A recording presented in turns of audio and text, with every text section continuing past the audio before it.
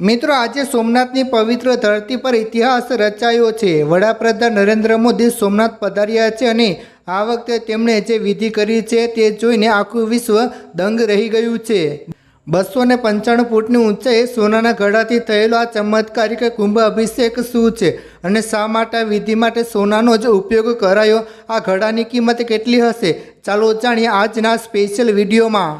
મિત્રો, પીએમ મોદીએ જામનગરથી સોમનાથ પહોંચતા જ સૌથી પહેલાં સોમનાથ મહાદેવના ચરણોમાં શીશ ઝુકાવ્યું હતું। ગર્ભગૃહમાં શાસ્ત્રો પ્રમાણે પૂજા અર્ચના કરી હતી, પરંતુ અસલી નજારો તો મંદિરની બહાર જોવા મળ્યો, જ્યાં હજારો શિવભક્તો તેમના સ્વાગત માટે ઉમટી પડ્યા હતા।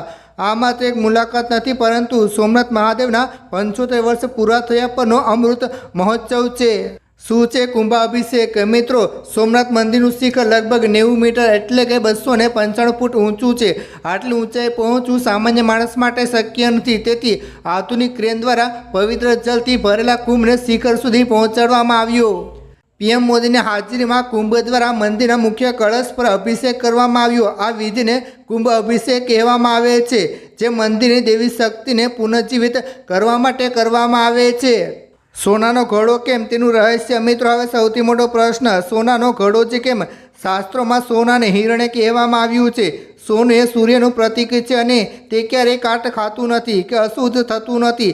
સોનાના પાત્રમાં રાખેલું જળ અત્યંત શુદ્ધ માનવામાં આવે છે। સોમનાથ એ સુવર્ણ મંદિર છે, જે ભારતની સમૃદ્ધિનું પ્રતીક છે। સોનાના ઘડાથી અભિષેક કરવો એ ભગવાન શિવના વૈભવ અને ઐશ્વર્યનું સન્માન છે। એવું માનવામાં આવે છે કે સોનું બ્રહ્માંડની પોઝિટિવ ઉર્જાને સૌથી વધુ આકર્ષિત કરે છે, જેનાથી ભક્તોને વધુ આશીર્વાદ મળે છે। આ પ્રસંગને વધુ યાદગાર બનાવવા માટે પીએમ મોદીએ 75 રૂપિયાનો ખાસ સ્મારક સિક્કો અને ટપાલ ટિકિટ પણ જાહેરાત કરી છે। એટલું જ નહીં, સોમનાથના આકાશમાં ભારતીય વાયુસેના દ્વારા ભવ્ય એર શો પણ યોજવામાં આવ્યો છે, જે સોમનાથના ઇતિહાસમાં પહેલીવાર બન્યું છે। આ સિવાય મિત્રો, વિવિધ સર્કલ પર એલઈડી સ્ક્રીન દ્વારા પીએમ મોદીના કાર્યકાળ દરમિયાન થયેલા વિકાસ કાર્યોની ડોક્યુમેન્ટરી પણ રજૂ કરવામાં આવી હતી। ચુસ્ત સુરક્ષા અને રાત્રિ રોકાણ। મિત્રો, પીએમ મોદીના આગમનને પગલે જામનગર પોલીસ દ્વારા અભેદ સુરક્ષા કવચ તૈયાર કરવામાં આવ્યું હતું। Circuit house. મિત્રો, પીએમ મોદીએ આજે રાત્રે જામનગરના સર્કિટ હાઉસ ખાતે રાત્રિ રોકાણ કર્યું હતું। મિત્રો, સોમનાથ ટ્રસ્ટના અધ્યક્ષ તરીકે પીએમ મોદીના નેતૃત્વમાં સોમનાથ મંદિરમાં સુવર્ણયુગની શરૂઆત થઈ ગઈ છે। આધુનિકીકરણ અને યાત્રી સુવિધાઓના 75 વર્ષની ઉજવણી પીએમની હાજરીમાં યાદગાર બની રહેશે।